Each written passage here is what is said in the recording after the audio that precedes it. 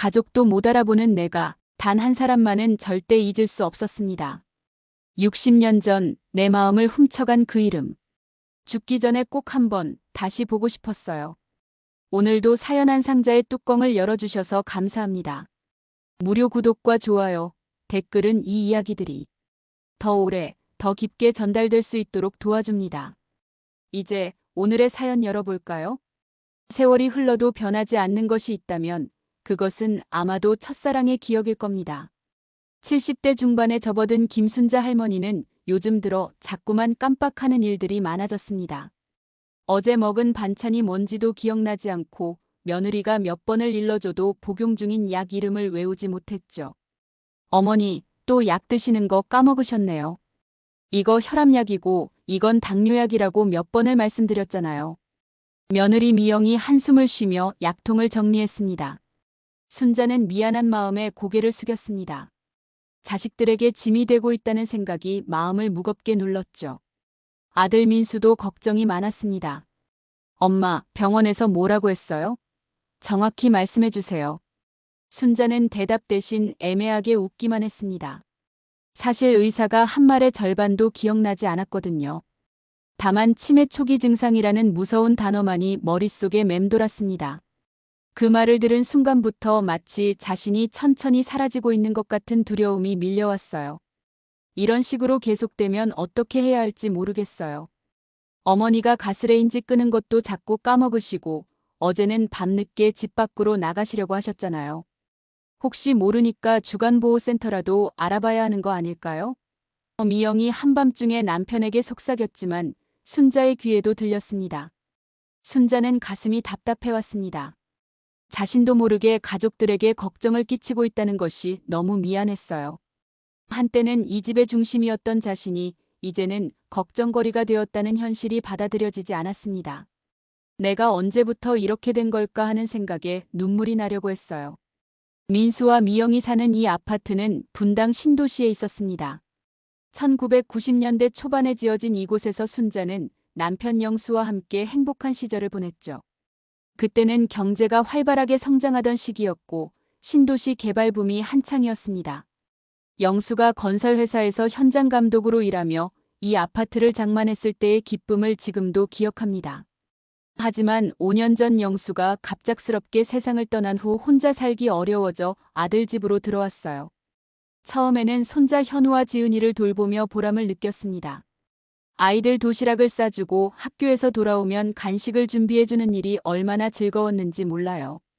하지만 이제는 오히려 돌봄을 받아야 하는 처지가 되었습니다. 순자는 이런 변화가 너무 빨라서 적응하기 어려웠어요. 할머니, 오늘 학교에서 재미있는 일이 있었어요. 우리 반에 전학생이 왔는데 정말 웃긴 애예요. 그런데 할머니는 들으세요? 12살 현우가 신나게 달려와 이야기를 시작했지만 순자는 집중하기 어려웠습니다. 손자의 말이 귓가를 스쳐 지나갈 뿐이었죠. 예전에는 손자들 이야기를 들어주는 것이 가장 큰 즐거움이었는데 이제는 그것마저 힘들어졌습니다.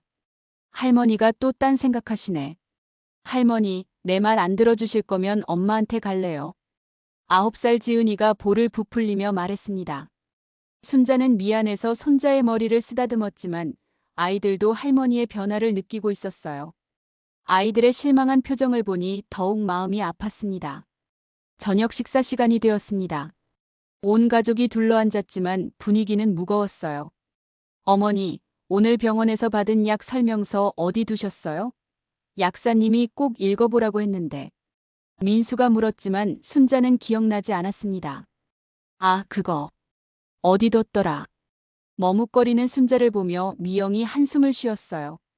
순자는 밥을 먹다가도 젓가락을 놓곤 했습니다. 음식 맛을 제대로 느끼지 못했거든요. 엄마, 많이 드세요. 드셔야 건강해지세요.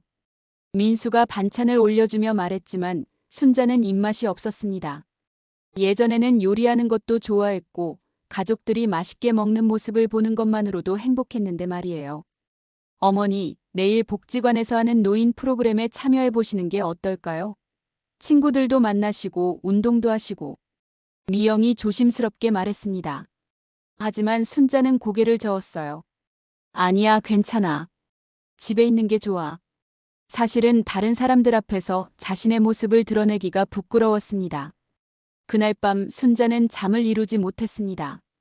내가 이렇게 살아서 뭐하나 하는 생각이 자꾸만 들었어요. 창밖으로 보이는 분당의 야경이 예쁘긴 했지만 마음은 더욱 쓸쓸했습니다. 젊은 시절 이 도시가 개발될 때의 역동적인 에너지를 기억했지만 이제는 모든 게 낡고 지쳐 보였어요. 다음 날 아침 순자는 평소보다 일찍 일어났습니다. 가족들이 잠든 사이 혼자만의 시간을 갖고 싶었거든요. 거실에 앉아 창밖을 바라보며 지난 날들을 떠올려 봤습니다.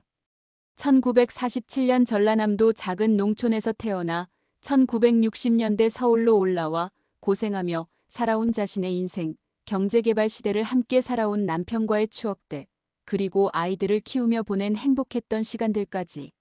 하지만 요즘은 그런 소중한 기억들마저 흐릿해지고 있었습니다. 간혹 생생하게 떠오르는 것은 이상하게도 아주 오래전 일들 뿐이었어요. 특히 20살 무렵의 기억들은 어제 일처럼 선명했는데 정작 중요한 최근 일들은 기억나지 않았습니다. 의사는 이런 증상이 치매 초기에 나타날 수 있다고 했지만 순자에게는 이해하기 어려운 일이었어요. 순자는 자신의 인생을 되돌아보며 한숨을 쉬었습니다. 이렇게 기억을 잃어가면서 살아야 하는 건지, 가족들에게 계속 짐이 되어야 하는 건지 막막했어요. 하지만 그때 문득 어떤 그리움이 마음 한편에서 꿈틀거렸습니다. 아직 이름을 붙일 수 없는 아련하고도 간절한 그리움이었죠. 그 아련한 그리움의 정체를 알게 된 것은 며칠 후였습니다. 순자는 또다시 밤잠을 설치며 방 안을 어슬렁거리고 있었어요. 가족들에게 폐를 끼치지 않으려고 조용히 움직였지만 답답한 마음은 어쩔 수 없었습니다. 벽시계가 새벽 2시를 가리키고 있었지만 잠은 오지 않았어요. 문득 옷장 깊숙한 곳이 생각났습니다. 오래전부터 그곳에 뭔가 소중한 것을 넣어뒀던 것 같은데 정확히 뭔지는 기억나지 않았어요. 하지만 가슴 한편에서 무언가가 자꾸 속삭이는 것 같았습니다. 찾아봐, 꼭 찾아봐라고 말이죠. 순자는 조심스럽게 옷장을 열고 먼지가 쌓인 낡은 나무 상자를 꺼냈습니다. 상자를 만지는 순간 가슴이 두근거렸어요. 왜 그런지는 모르겠지만 뭔가 중요한 것이 들어있을 것 같았거든요. 마치 잃어버린 자신의 일부를 찾는 것 같은 느낌이었습니다. 상자의 자물쇠는 오래전부터 고장나 있었습니다. 뚜껑을 열자 특유의 오래된 냄새가 코끝을 스쳤어요. 마치 시간을 거슬러 올라가는 것 같은 향기였습니다. 1960년대의 공기 냄새, 그때 사용하던 화장품과 비누 냄새까지 섞여 있는 것 같았어요. 오래된 흑백 사진들과 노랗게 변색된 편지 봉투들, 그리고 가죽 표지가 해진 일기장이 나왔습니다. 사진들을 하나씩 꺼내보니 젊은 시절의 자신이 보였어요. 1960년대 서울의 모습들, 한복을 입고 머리를 곱게 빗어 넘긴 20살의 순자가 낯설면서도 그리웠죠. 이게 정말 나였나? 순자는 혼잣말을 중얼거렸습니다. 사진 속 자신은 정말 예뻤어요. 맑은 눈동자에 수줍은 미소를 짓고 있는 모습이 지금의 자신과는 너무나 달랐습니다. 그때는 미래에 대한 희망으로 가득했던 시절이었죠. 한 장의 사진에서 순자는 걸음을 멈췄습니다. 자신 옆에 서 있는 키 큰 남자의 모습이 보였거든요. 얼굴은 잘 보이지 않았지만 왠지 친숙한 느낌이었어요. 이 사람이 누구지? 순자는 사진을 더 자세히 들여다봤습니다. 그때 일기장이 눈에 들어왔어요. 가죽 표지에는 1963년 김순자라고 또박또박 적혀 있었습니다. 순자는 떨리는 손으로 일기장을 펼쳤습니다. 그 순간 마법이라도 걸린 것처럼 60년 전의 기억이 선명하게 되살아났어요. 1963년 4월 15일. 오늘 학교 앞에서 그 사람을 또 봤다. 키가 훌쩍 크고 눈웃음이 예쁜 이준호. 내가 떨어뜨린 교과서를 주워주며 웃어주던 그 모습이 자꾸만 생각난다. 마음이 이상해진다. 이런 게 사랑일까? 밤새 잠이 안 온다. 순자의 손끝이 떨렸습니다. 준호라는 이름을 읽는 순간 가슴 깊은 곳에서 뭔가가 터져나오는 것 같았어요. 60년 전 20살 순자의 설레는 마음이 그대로 전해져 왔습니다. 이상했어요. 요즘 들어 방금 전 일도 기억하지 못하면서도 그때 그 시절만은 어제 일처럼 생생했거든요. 준호야. 순자는 그 이름을 소리내어 불러봤습니다. 목소리가 떨렸어요. 어떻게 이 이름을 잊고 살았을까요? 일기를 읽으면서 하나둘씩 기억이 되살아났습니다. 그때 서울 변두리에 있던 야간상업고등학교 공장에서 일하면서 틈틈이 다녔던 그 학교에서 만난 첫사랑이었죠. 다음 페이지를 넘겼습니다. 4월 22일. 준호가 나에게 연필을 빌려달라고 했다. 손이 스칠 뻔했는데 얼굴이 빨개져서 얼른 도망쳤다. 바보 같은 나. 왜 그랬을까? 다음에는 용기를 내서 제대로 대화해봐야지. 준호의 목소리는 정말 좋다. 낮고 따뜻해서 들을 때마다 가슴이 뛴다. 순자는 혼자서 피식 웃었습니다. 그때의 자신이 얼마나 순수했는지 지금 생각해보니 너무나 귀여웠어요. 일기를 읽을수록 가슴이 뛰었습니다. 마치 잃어버린 보물을 찾은 기분이었죠. 치매로 흐려진 기억들과는 달리 준호와의 추억만큼은 선명하게 되살아났어요. 5월 3일. 오늘은 준호와 함께 도서관에 갔다. 나란히 앉아서 공부하는데 책에 집중이 안 됐다. 준호가 연필 깎는 소리, 책장 넘기는 소리까지 모든 게 다 들렸다. 가끔 고개를 돌려 준호를 힐끔 봤는데 한 번은 눈이 마주쳤다. 그때 준호가 미소를 지어줬는데 심장이 터질 것 같았다. 이런 시간이 영원했으면 좋겠다. 순자의 눈에서 눈물이 흘러내렸습니다. 그때는 몰랐지만 지금 되돌아보니 그것이 인생에서 가장 순수하고 아름다운 시간이었음을 깨달았어요. 복잡한 현실의 걱정들이 모두 사라지고 오직 사랑만이 존재했던 그 시절 말이죠. 더 많은 페이지를 넘겨봤습니다. 6월 10일. 준호가 편지를 줬다. 떨리는 손으로 받았는데 집에 와서 읽어보니 고백이었다. 순자야, 나는 너를 정말 좋아한다. 졸업하면 정식으로 사귀자. 내가 더 나은 사람이 되어서 너를 행복하게 해주고 싶다라고 써져 있었다. 어떻게 대답해야 할까? 나도 준호가 좋은데 부끄러워서 말을 못하겠다. 순자는 편지를 찾아봤습니다. 일기장 사이에 고이 접혀있던 노란 편지가 나왔어요. 60년이 지났지만 글씨는 여전히 또렷했습니다. 준호의 진심이 담긴 글을 읽으니 눈물이 멈추지 않았어요. 그때의 간절함과 순수함이 그대로 전해져 왔거든요. 9월 15일. 오늘 준호에게 내 마음을 전했다. 나도 준호를 좋아한다고 졸업하면 정말 사귀고 싶다고 말했다. 준호가 웃으면서 내 손을 잡았다. 세상에서 가장 행복한 순간이었다. 준호의 손이 이렇게 따뜻한 줄 몰랐다. 우리 둘만의 비밀스러운 약속을 했다. 하지만 일기의 마지막 부분은 분위기가 완전히 달랐습니다. 12월 20일. 아버지가 갑자기 돌아가셨다. 심장마비였다. 가족들을 부양해야 하는 상황이 되었다. 어머니는 병치레가 잦으시고 동생들은 아직 어리다. 준호에게 어떻게 말해야 할까? 이런 상황을 이해해줄까? 1964년 1월 5일. 준호에게 편지를 보냈다. 우리는 이제 만날 수 없다고, 나에게는 더 중요한 일이 있다고 거짓말을 했다. 사실은 가족들을 돌봐야 해서 연애할 여유가 없다는 걸 말하고 싶었지만 준호에게 짐이 되고 싶지 않았다. 준호의 상처받은 표정을 생각하면 가슴이 찢어질 것 같다. 하지만 이게 최선이다. 순자는 일기장을 가슴에 꼭 안았습니다. 그때의 절망적인 상황이 생생하게 떠올랐어요. 아버지의 갑작스러운 죽음으로 가족의 생계를 책임져야 했던 순자는 사랑보다 현실을 선택할 수밖에 없었습니다. 그 후 곧바로 더 나은 공장에 취직해서 가족들을 부양했고 몇 년 후 남편 영수를 만나 결혼했죠. 준호야, 미안해. 정말 미안해. 순자는 중얼거렸습니다. 60년 동안 마음 깊은 곳에 묻어뒀던 죄책감과 그리움이 한꺼번에 터져나왔어요. 가슴이 너무 아팠습니다. 그때 갑자기 방문이 열렸습니다. 어머니, 왜 안 주무세요? 밤늦게 뭐 하시는 거예요? 미영이 잠옷차림으로 들어왔어요. 순자가 눈물을 흘리며 일기장을 안고 있는 모습을 보고 깜짝 놀랐습니다. 어머니, 우시는 거예요? 어디 아프세요? 가슴이 답답하시거나 그런 거 아니에요? 미영이 걱정스럽게 물었지만 순자는 대답할 수 없었어요. 어떻게 설명해야 할지 모르겠더라고요. 60년 전 첫사랑 이야기를 어떻게 며느리에게 털어놓겠어요? 괜찮아, 괜찮아. 그냥 옛날 생각이 나서 그래. 너무 걱정하지 마. 순자는 일기장을 가슴에 더욱 꼭 안았습니다. 미영은 이해할 수 없다는 표정이었지만 더 이상 묻지는 않았어요. 다만 순자의 손을 잡으며 위로해 주었죠. 미영이 나간 후 순자는 혼자 남아 일기장을 다시 펼쳤습니다. 준호의 편지도 다시 읽어봤어요. 그러면서 마음속에는 확고한 생각이 자리 잡았습니다. 그날 이후 순자의 일상은 완전히 달라졌습니다. 치매로 인해 흐릿해졌던 기억들과 달리 준호와의 추억만큼은 하루가 다르게 선명해졌어요. 마치 60년 전으로 되돌아간 것처럼 그때의 감정들이 생생하게 되살아났습니다. 어머니, 오늘 왜 이렇게 기분이 좋아 보이세요? 미영이 아침 식사를 준비하며 물었습니다.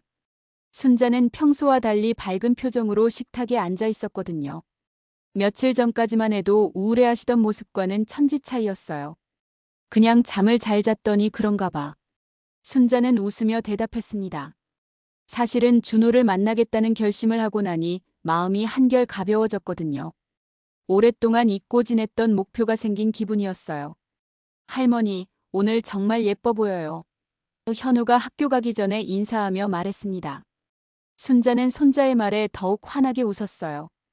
아이들도 할머니의 변화를 느끼고 있었습니다.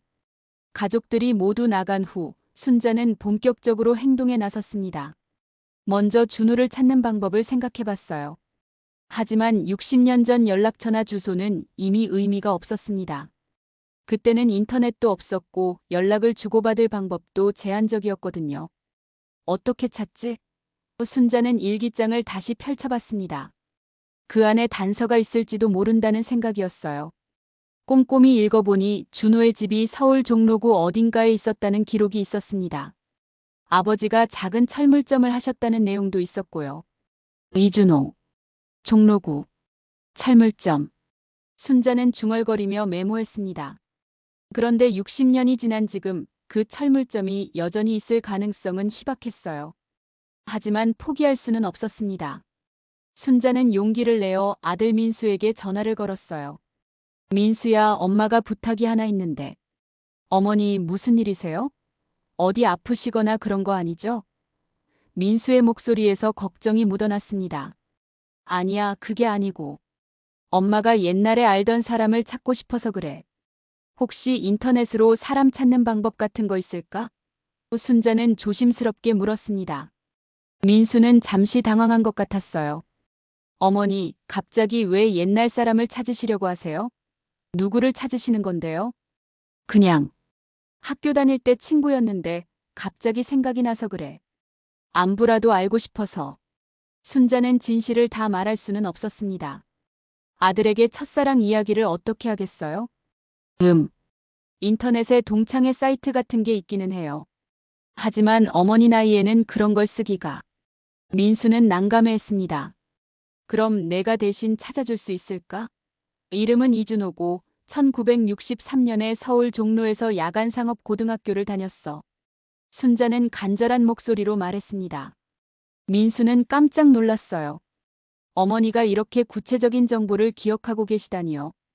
요즘 들어 기억력이 나빠지셨다고 생각했는데 말이에요. 알겠어요, 어머니. 제가 한번 찾아볼게요. 하지만 너무 기대는 하지 마세요. 60년이나 지난 일이잖아요. 민수는 반신반의하며 대답했습니다.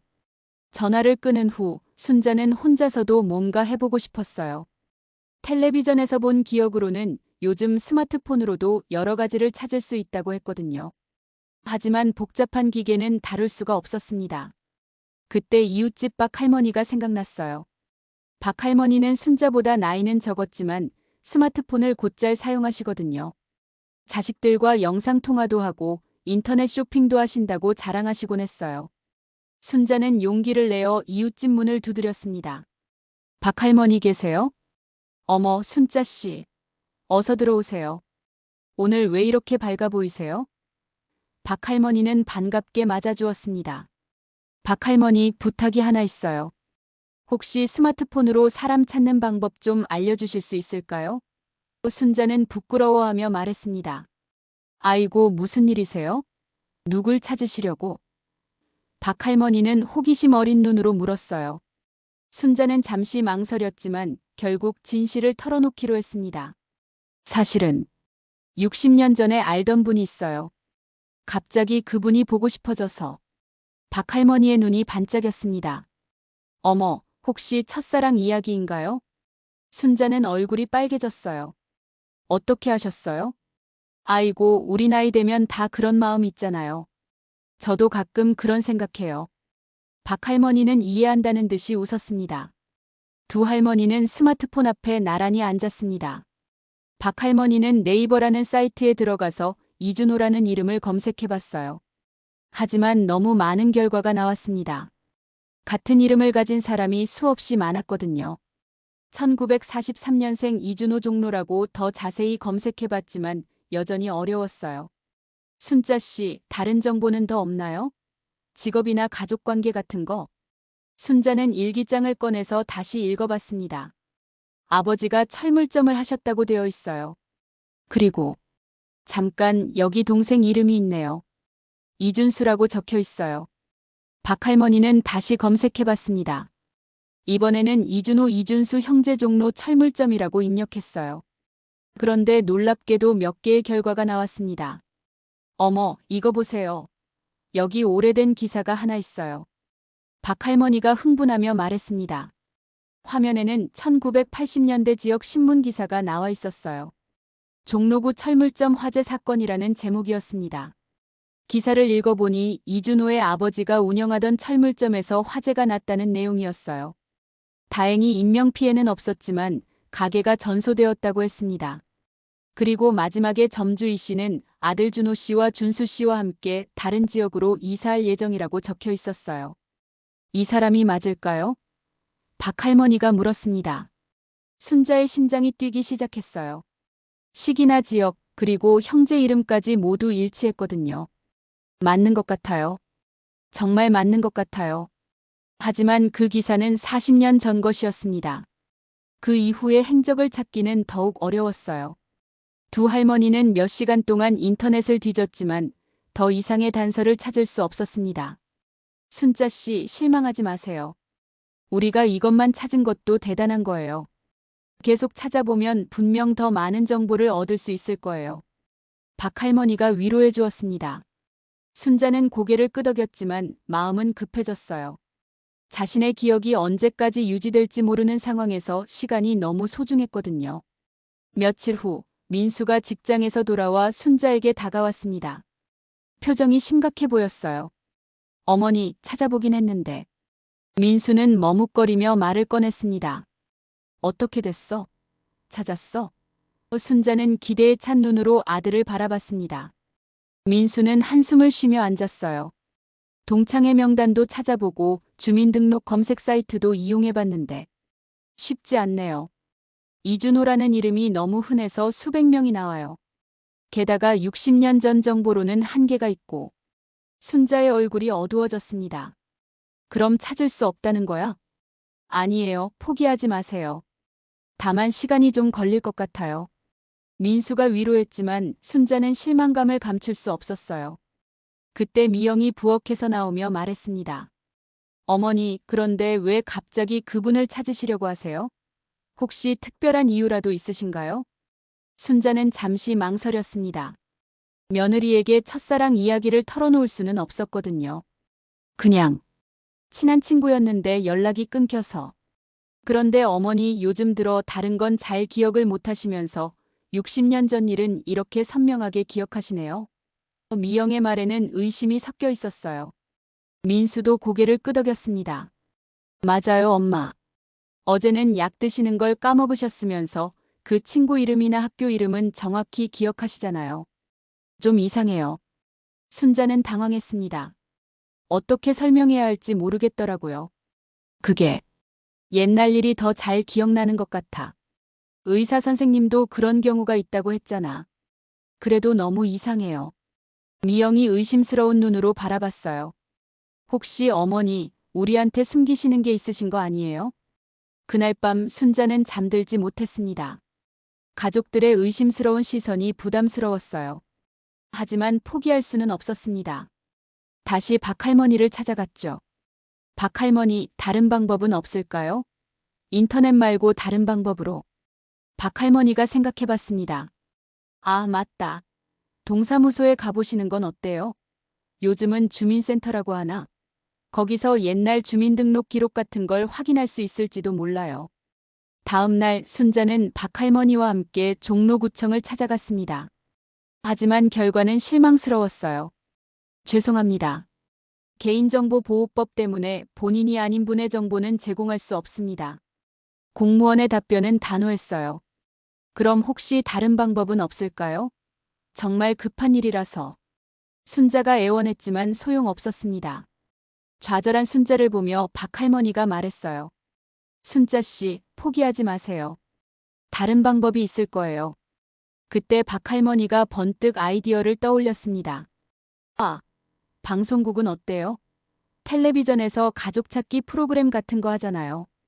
순자의 눈이 반짝였어요. 정말요? 그런 프로그램이 있어요? 네, 있어요. 제가 전화해 볼게요. 박할머니는 바로 행동에 나섰습니다. 하지만 방송국에서도 쉽지 않다는 답변이 돌아왔어요. 요즘은 개인정보 때문에 예전처럼 쉽게 방송에 내보낼 수 없습니다. 게다가 60년 전 친구를 찾는다는 것도. 순자는 점점 절망적이 되었어요. 모든 방법이 막혀 있는 것 같았습니다. 그런데 이틀 후 뜻밖의 일이 일어났습니다. 민수가 흥분한 목소리로 전화를 걸어온 거예요. 어머니, 찾았어요. 이준호 씨를 찾았어요. 순자는 심장이 터질 것 같았습니다. 정말, 정말 찾았어? 네. 회사 후배가 사설 탐정 일을 하는 친구가 있다고 해서 부탁했더니 찾아냈어요. 이준호 씨, 지금 경기도 수원에 살고 계세요. 순자는 기쁨에 겨워 눈물을 흘렸어요. 수원에 살아계시는 거야? 네, 살아계세요. 그런데 민수의 목소리가 조금 어두워졌어요. 뭐가 문제야? 이준호 씨가 부인도 계시고 자녀들도 있으시고 그리고 지금 치매를 앓고 계신다고 해요. 순자는 마치 벼락을 맞은 것 같았습니다. 준호도 자신처럼 치매를 앓고 있다니요. 치매가 얼마나 심한가요? 중기 정도라고 하는데 가족들도 힘들어 하신다고 해요. 그리고 민수는 더욱 조심스럽게 말했어요. 가족분들이 외부인의 방문을 꺼려 하신다고 해요. 환자 상태가 불안정해서 순자의 마음은 복잡해졌습니다. 준호를 찾았다는 기쁨과 동시에 만날 수 없을지도 모른다는 절망감이 밀려왔어요. 그래도 한 번만 볼 수 없을까? 순자는 간절하게 물었습니다. 민수는 한숨을 쉬었어요. 어머니, 제가 연락해 볼게요. 하지만 기대는 하지 마세요. 상대방 가족 입장에서는 갑작스러운 요청이잖아요. 그날 저녁 온 가족이 식탁에 모였을 때 미영이 조심스럽게 입을 열었습니다. 어머니, 그런데 그 이준호 씨가 혹시 어머니한테 특별한 분이신가요? 순자는 깜짝 놀랐어요. 왜 그런 말을? 아니, 어머니가 이렇게까지 간절하게 찾으시는 걸 보니까 단순한 친구는 아닌 것 같아서요. 민수도 고개를 끄덕였습니다. 저도 그런 생각이 들어요. 어머니, 솔직히 말씀해 주세요. 그분이 누구세요? 순자는 더 이상 숨길 수 없다고 생각했어요. 깊은 숨을 쉬고 말했습니다. 그분은 내 첫사랑이었어. 식탁이 조용해졌습니다. 현우와 지은이도 할머니를 신기한 듯 바라봤어요. 첫사랑이요? 미영이 놀란 목소리로 물었습니다. 응. 60년 전에. 정말 사랑했던 사람이야. 그런데 집안 사정 때문에 헤어질 수밖에 없었어. 순자의 목소리가 떨렸어요. 민수는 당황한 것 같았어요. 어머니, 그런데 아버지는?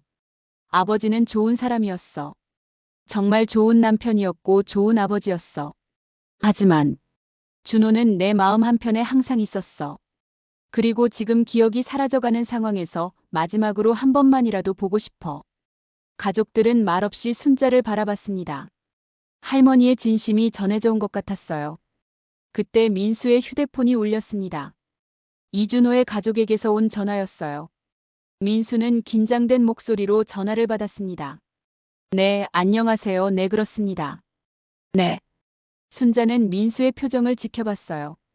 점점 어두워지는 것 같았습니다. 전화를 끄는 민수가 고개를 저었어요. 어머니, 이준호 씨 가족분들이 만남을 거절하셨어요. 아버지 상태가 좋지 않아서 외부인을 만나기 어렵다고. 순자의 마음이 무너져 내렸습니다. 이렇게 가까이 왔는데 결국 만날 수 없다니요.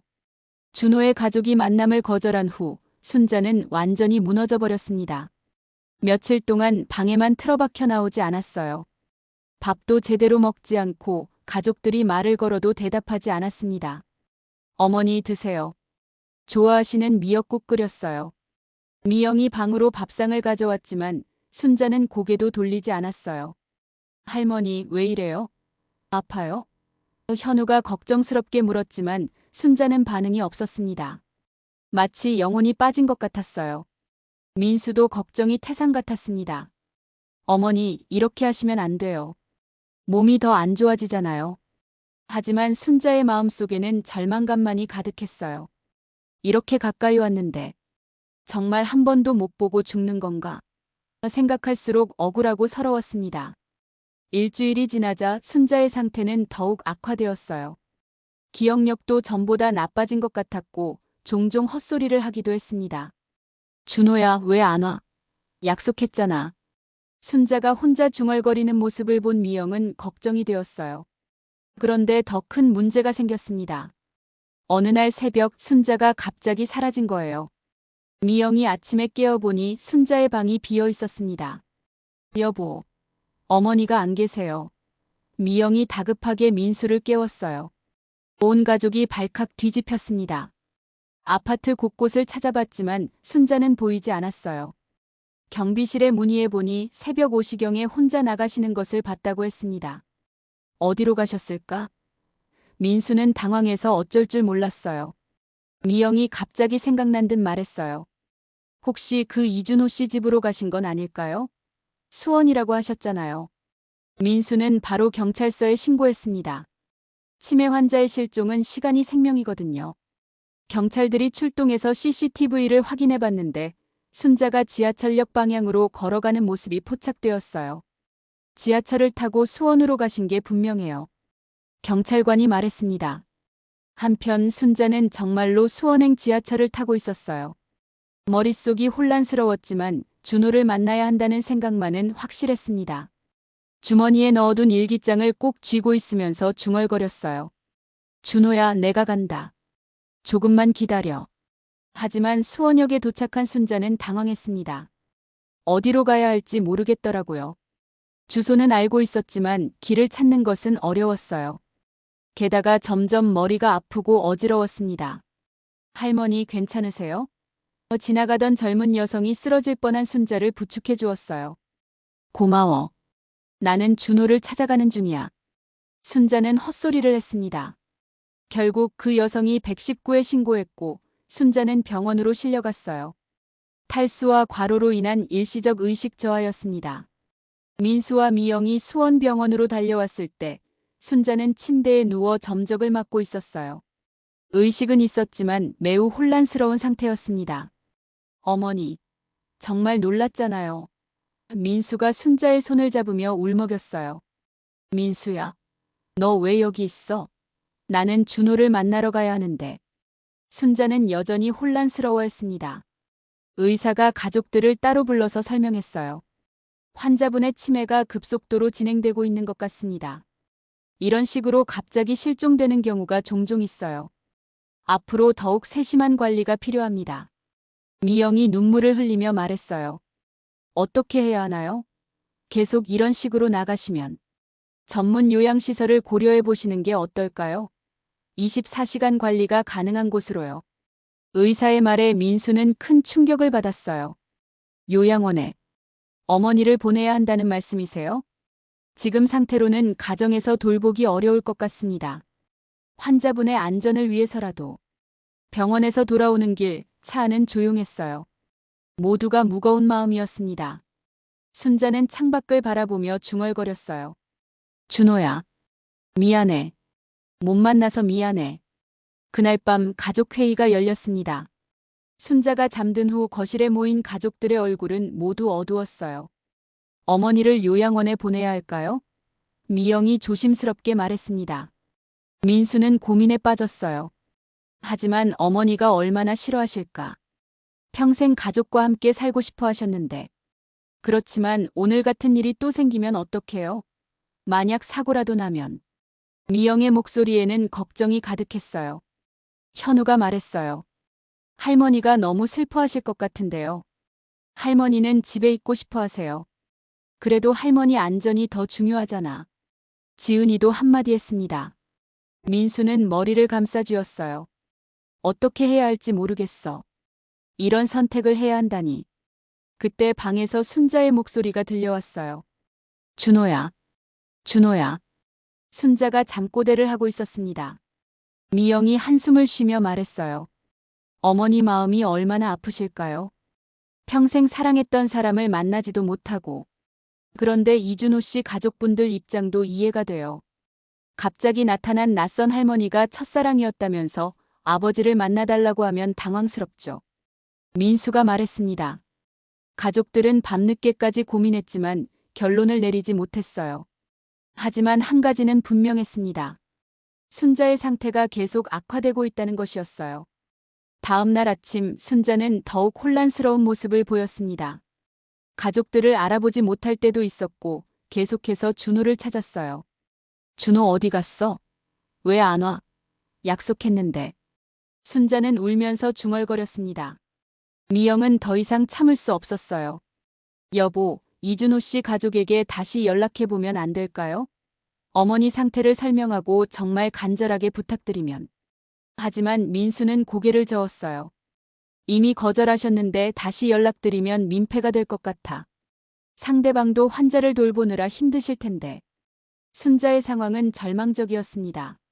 사랑하는 사람을 만날 수 없다는 절망감과 치매로 인한 혼란이 겹치면서 상태가 급속도로 악화되고 있었어요.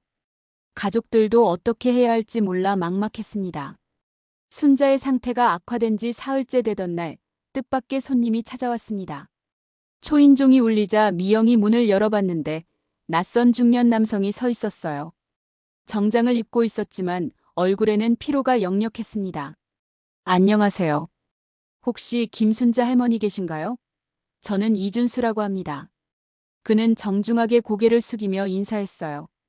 미영은 깜짝 놀랐어요. 이준수라는 이름이 어디서 들어본 것 같았거든요. 순간 머릿속에서 기억을 더듬어 봤습니다. 혹시 이준호 씨? 네, 맞습니다. 형의 동생입니다. 준수는 조심스럽게 대답했어요. 형 이야기를 듣고 왔습니다. 정말 죄송합니다만 할머니와 꼭 이야기를 나누고 싶어서요. 민수가 급히 나와서 준수를 맞았습니다. 어떻게 오셨어요? 저희가 연락을 드렸던 건 아닌데. 민수는 당황스러워했어요. 며칠 전 전화통화에서 단호하게 거절했던 가족이 직접 찾아온 것이었거든요. 준수는 깊은 한숨을 쉬며 말했습니다. 사실 며칠 전에 받으신 전화 제가 받았어요. 형님 부인이 너무 힘들어하셔서 일단 거절한다고 말씀드렸는데 집에 돌아가서 계속 생각해보니 마음이 편치 않더라고요. 거실로 안내받은 준수는 소파에 조심스럽게 앉으며 자신의 이야기를 풀어놓기 시작했습니다. 형이 젊었을 때 순자라는 여자분 이야기를 정말 자주 했어요. 그때는 제가 어려서 그냥 형이 옛날 얘기하는구나 싶었는데 나중에 보니 정말 특별한 사람이었더라고요. 어떤 이야기를 하셨나요? 민수가 조심스럽게 물었습니다. 준수의 눈빛이 아련해졌어요. 형이 결혼하고 나서도 가끔 술 마시면 할머니 이야기를 하셨어요. 정말 사랑했던 사람이었다고 갑자기 연락이 끊겨서 평생 마음에 남았다고 하시더라고요. 형수님이 계시는 자리에서는 안 하셨지만 저한테는 종종 그런 이야기를 해주셨어요. 그때 순자가 방에서 나와 거실로 왔습니다. 며칠 동안 제대로 식사를 하지 않아서 야위어 보였지만 손님이 온 것을 보고 궁금해하는 눈빛이었어요. 준수를 보는 순간 순자의 표정이 변했습니다. 준호야. 준호 맞지? 왜 이렇게 늙었어? 순자가 준수에게 다가가며 말했어요. 아니에요, 할머니. 저는 준수예요. 준호 형의 동생이에요. 준수가 부드럽게 일어나서 순자를 부축했습니다. 순자의 손을 잡는 순간 준수의 눈에도 눈물이 고였어요. 순자는 혼란스러워했지만 준수의 얼굴에서 준호의 모습을 찾으려 했어요. 준호 동생. 준수. 맞아, 일기에 써놨지. 준수구나. 정말 많이 컸네. 그때는 중학생이었는데. 준수는 깜짝 놀랐습니다. 할머니가 자신을 기억하고 계시다니요. 할머니, 저를 기억하세요?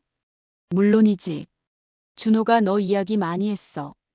공부 잘한다고 형 자랑이라고 했지. 순자의 기억이 조금씩 되살아났어요. 준수의 목소리가 떨렸습니다. 할머니, 형이 정말 보고 싶어 했어요. 평생 후회하며 살았다고 하셨어요. 왜 할머니가 갑자기 연락을 끊었는지 이유를 몰라서 더 괴로워했대요. 정말 준호가 나를 기억하고 있었어? 원망하지 않았어?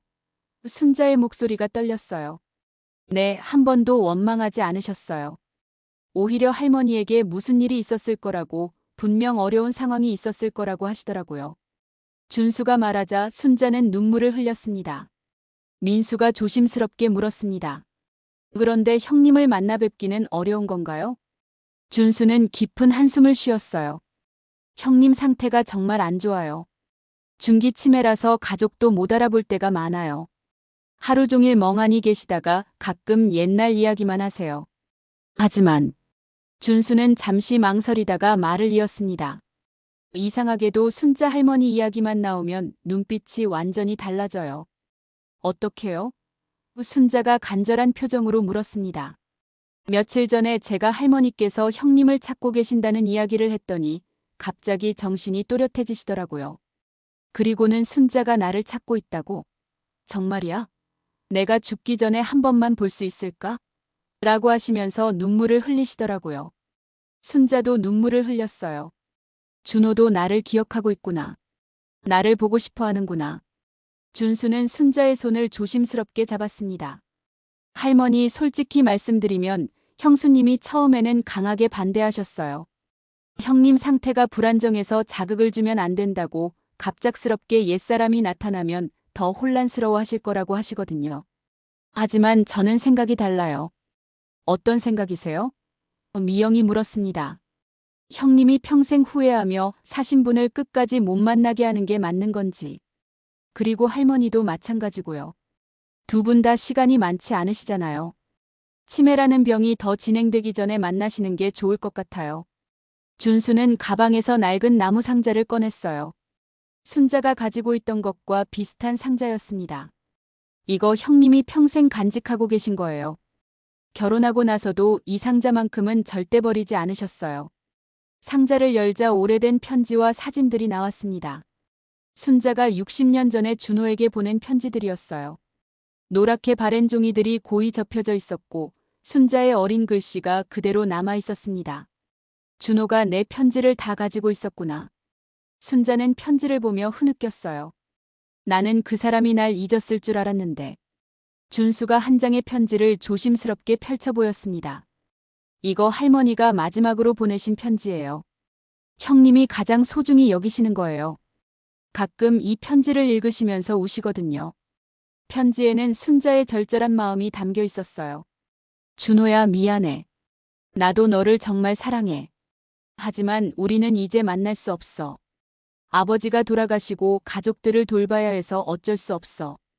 너를 평생 잊지 않을게. 부디 행복하게 살아줘. 좋은 사람 만나서 행복한 가정 꾸려. 미안해, 정말 미안해. 형님이 이 편지를 받고 얼마나 슬퍼하셨는지 몰라요. 그래도 할머니 마음을 이해한다고, 원망하지 않는다고 하셨어요. 오히려 할머니가 얼마나 힘드셨을지 걱정하셨어요. 준수의 말에 순자는 더욱 울었습니다. 내가 너무 이기적이었나? 그냥 솔직하게 말했으면 준호가 이해해줬을 텐데. 순자는 자책했어요. 아니에요, 할머니. 그때는 어쩔 수 없는 상황이셨잖아요. 형님도 다 이해하세요. 준수가 위로했습니다. 그때 준수가 놀라운 제안을 했습니다. 할머니, 형님을 만나뵐 수 있게 제가 도와드릴게요. 민수가 놀라며 물었어요. 하지만 형수님이 반대하신다고 하셨잖아요. 제가 다시 설득해 볼게요. 사실 형수님도 마음 한편으로는 형님이 평생 후회하며 사시는 게 안쓰러우셨대요. 한 번만이라도 만나면 형님 마음이 편해지실 것 같다고 하시더라고요. 순자는 준수의 손을 꼭 잡았어요. 정말 고마워, 준수야. 정말 고마워. 내가 이렇게 도와주다니. 준수는 며칠 후 다시 연락하겠다고 약속하고 돌아갔습니다. 순자는 그날 밤 오랜만에 깊게 잠들었어요. 절망 속에서 찾아온 희망의 빛이 마음을 따뜻하게 만들었거든요. 이틀 후 준수에게서 기다리던 전화가 왔습니다. 하지만 그의 목소리는 예상과 달리 무거웠어요. 할머니 죄송합니다. 형수님을 설득하는 게 생각보다 어렵네요. 준수의 말에 순자의 얼굴이 어두워졌습니다. 왜요? 무슨 일이 있었나요? 민수가 급하게 물었어요. 형님 상태가 갑자기 안 좋아지셨어요. 제가 할머니 이야기를 한 후로 계속 흥분 상태를 유지하시거든요. 밤에도 잠을 못 주무시고 순자야, 순자야 하면서 계속 찾으세요. 순자는 가슴이 아팠어요. 자신 때문에 준호가 고생하고 있다는 생각이 들었거든요. 그래서 형수님이 더 반대하시는 거예요. 지금 만나면 형님이 더 혼란스러워 하실 거라고. 준수의 목소리에는 절망이 묻어났습니다. 그럼 정말 못 만나는 건가요? 순자가 떨리는 목소리로 물었어요. 준수는 잠시 침묵했습니다. 할머니 하나 더 말씀드릴 게 있어요. 사실 형수님이 제일 걱정하시는 건 따로 있어요. 뭔가요? 형님이 할머니를 만나고 나서 더 큰 충격을 받으실까 봐요. 60년 만에 만난 첫사랑이 지금의 할머니 모습을 보면 실망하실 수도 있고 또 다른 충격으로 상태가 악화될 수도 있다고 하시거든요. 순자는 마음이 무너져 내렸어요. 자신이 너무 늙고 변해서 준호에게 실망을 줄 수도 있다는 생각을 해본 적이 없었거든요. 아, 그럴 수도 있겠구나. 순자는 거울을 보며 중얼거렸습니다.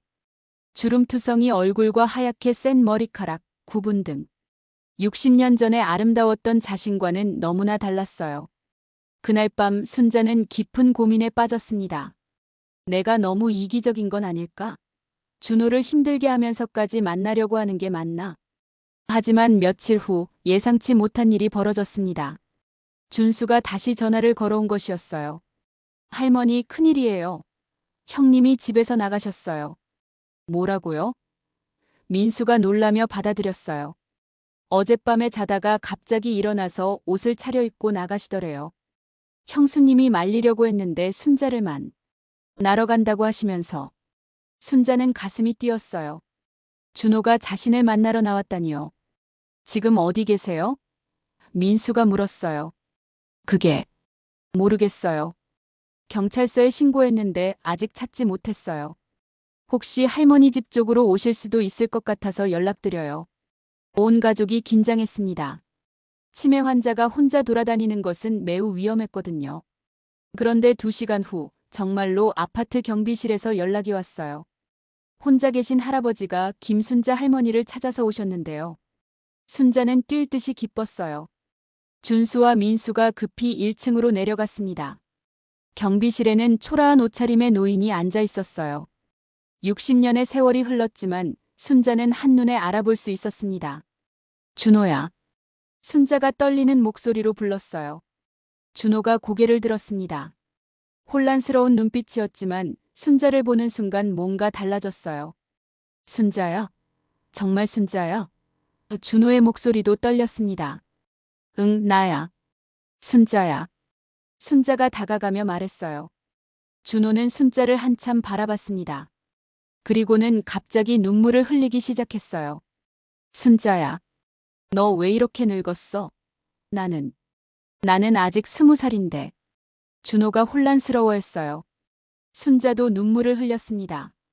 나도 늙었지만 너도 많이 늙었어, 준호야. 아니야, 나는 안 늙었어. 너를 기다리느라 시간이 멈춰 있었어. 준호의 말에 모든 사람들이 눈물을 흘렸어요. 준수가 형에게 다가왔습니다.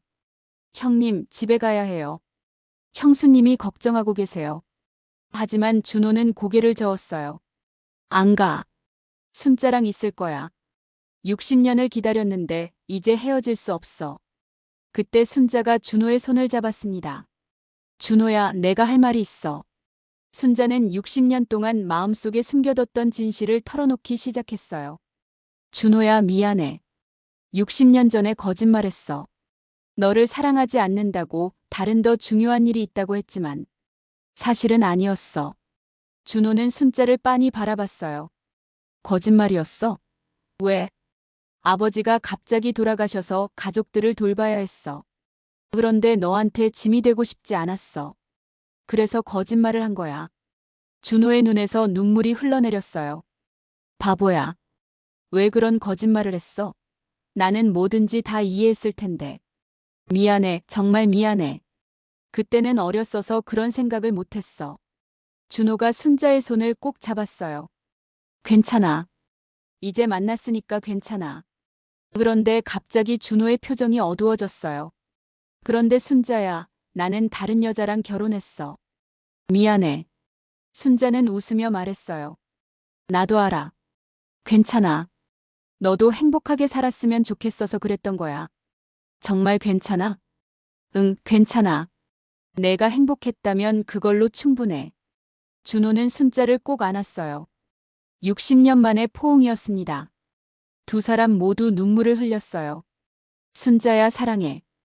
60년 동안 한 번도 잊은 적이 없어. 나도 사랑해, 준호야. 평생 너만 사랑했어. 그때 준호의 부인이 급하게 달려왔어요. 준수가 연락을 했던 것이었죠. 처음에는 화가 난 표정이었지만 남편과 순자가 눈물을 흘리며 안고 있는 모습을 보니 마음이 복잡해졌어요. 여보. 준호의 부인이 조심스럽게 불렀어요. 준호가 고개를 돌렸어요. 아, 미영아. 이 사람이 순자야. 내가 평생 사랑한 사람. 준호의 부인은 순자를 바라봤습니다. 질투심보다는 연민의 감정이 들었어요. 남편이 평생 그리워했던 사람이 이렇게 애틋하게 만나는 모습을 보니 가슴이 아팠습니다. 할머니. 준호의 부인이 순자에게 다가왔어요. 고생 많으셨겠어요. 순자는 고개를 숙였어요. 죄송해요. 남의 남편을. 아니에요. 이해해요. 첫사랑은 특별하니까요. 그 순간 모든 사람들이 눈물을 흘렸습니다. 60년 만의 재회와 용서, 그리고 이해가 모두 어우러진 순간이었어요. 그날 이후 두 가족은 놀라운 결정을 내렸습니다. 준호의 부인 미영이 먼저 제안했어요. 할머니, 우리 가끔 만나시는 게 어떨까요? 남편이 할머니 이야기만 나오면 정신이 또렷해지거든요. 미영의 말에 순자는 깜짝 놀랐어요. 다른 여자의 남편을 사랑했던 자신을 용서해준다는 것이 믿어지지 않았습니다. 정말 괜찮을까요? 제가 남의 가정에 끼어드는 것 같아서. 순자는 조심스럽게 말했어요. 아니에요. 오히려 고마워요. 남편이 이렇게 행복해하는 모습을 오랜만에 봤거든요. 미영은 진심으로 말했습니다. 남편이 치매에 걸린 후 처음으로 환하게 웃는 얼굴을 본 것이었어요. 질투심보다는 감사한 마음이 더 컸습니다. 준수도 적극적으로 도왔어요. 할머니, 형님이 정말 좋아하세요. 이렇게 기뻐하시는 모습을 본 게 몇 년 만인지 몰라요. 그렇게 일주일에 한 번씩 만남이 시작되었습니다. 처음에는 수원에 있는 준호의 집 근처 공원에서 만났어요. 순자는 민수와 함께, 준호는 가족들과 함께 나와서 벤치에 앉아 이야기를 나누었습니다. 공원에는 오래된 느티나무가 있어서 그늘이 좋았고 주변이 조용해서 대화하기에 안성맞춤이었어요. 순자야, 이거 기억해? 60년 전에 우리가 함께 읽던 책이야. 준호가 낡은 시집을 꺼내며 말했어요. 놀랍게도 그는 순자와 있을 때만큼은 기억이 또렷했습니다. 가족들도 이런 모습을 처음 봤어요. 어머, 이 책 아직도 가지고 있었어? 순자는 기뻐하며 책을 만져봤어요. 윤동주 시집이네. 우리가 도서관에서 함께 읽었던. 그래, 맞아. 별해는 밤시를 내가 좋아했지. 그때 너는 이 시를 읽으면서 울기도 했어. 준호가 시를 읽어주기 시작했어요. 60년 전과 똑같은 목소리였습니다. 계절이 지나가는 하늘에는 가을로 가득 차 있습니다. 준호의 목소리에 맞춰 순자도 함께 읽었어요. 두 사람의 목소리가 어우러지는 모습을 보며 가족들은 눈시울을 적셨습니다. 두 사람이 함께 있는 시간은 마법 같았어요. 치매로 인해 혼란스러웠던 준호는 순자와 함께 있을 때만큼은 예전의 자신으로 돌아왔습니다. 순자 역시 마찬가지였어요. 기억력이 좋아지고 표정도 밝아졌습니다. 마치 시간이 거꾸로 흐르는 것 같았어요. 신기하네요. 두 분이 함께 계시면 서로 좋아지시는 것 같아요. 준호의 딸 은경이 말했어요. 은경은 처음에는 아버지의 첫사랑이 나타난 것을 달가워하지 않았지만 아버지가 행복해하는 모습을 보고 마음을 열었습니다. 사랑의 힘인가 봐요. 정말 신기해요. 민수도 어머니의 변화에 놀라워했어요. 요양원에 보내야 하나 고민했던 어머니가 이렇게 건강해지실 줄 몰랐거든요. 두 번째 만남에서는 더욱 특별한 일이 일어났습니다. 준호가 60년 전 순자에게 주려고 했던 반지를 꺼낸 것이었어요. 순자야, 이거 너 주려고 60년 동안 간직했어. 준호가 작은 상자를 열었습니다. 간소한 은반지였지만 그 안에 담긴 마음은 다이아몬드보다 소중했어요. 반지에는 작은 글씨로 순자에게라고 새겨져 있었습니다. 준호야, 이걸 정말 60년 동안 가지고 있었어? 순자는 눈물을 흘렸어요. 응, 언젠가는 꼭 너한테 줄 거라고 믿었어. 이제라도 받아줄래? 비록 늦었지만. 준호가 떨리는 손으로 순자의 손에 반지를 끼워주었어요.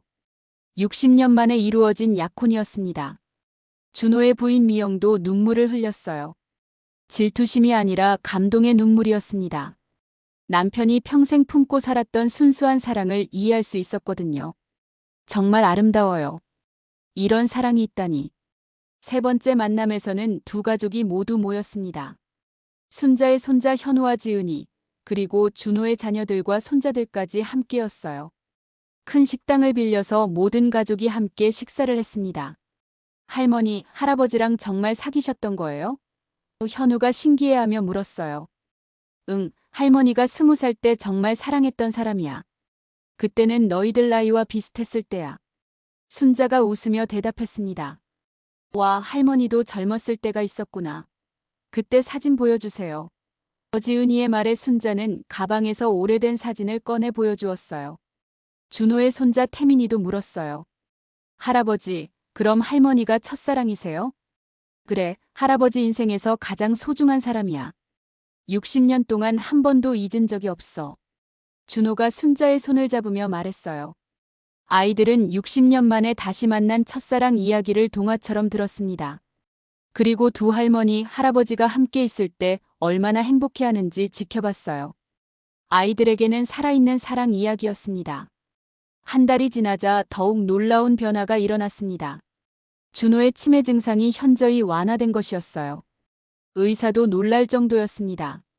환자분이 정말 좋아지셨네요.